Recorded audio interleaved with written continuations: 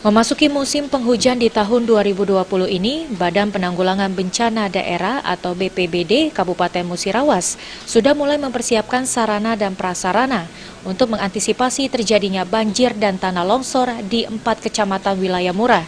Kepala BPBD Kabupaten Musirawas mengatakan saat ini pihaknya sudah mulai melakukan persiapan untuk menghadapi bencana banjir dan longsor, terutama di 4 wilayah di Kabupaten Musirawas.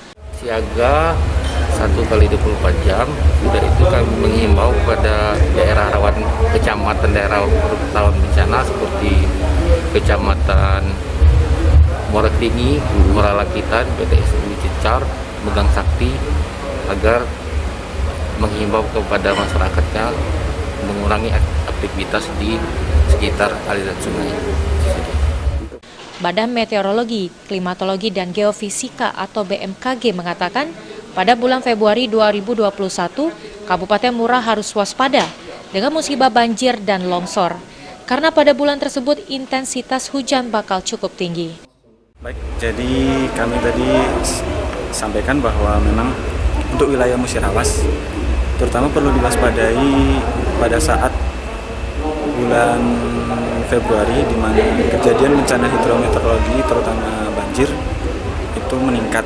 Hal ini kenapa? Karena mulai dari bulan November, Desember hingga Januari tren curah hujan bulanan itu cukup tinggi.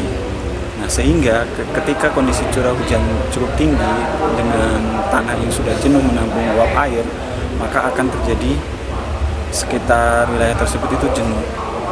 Nah, puncaknya apa? Yaitu pada saat bulan Februari, kejadian bencana hidrometeorologi itu meningkat. Adi Arianza, PAL TV.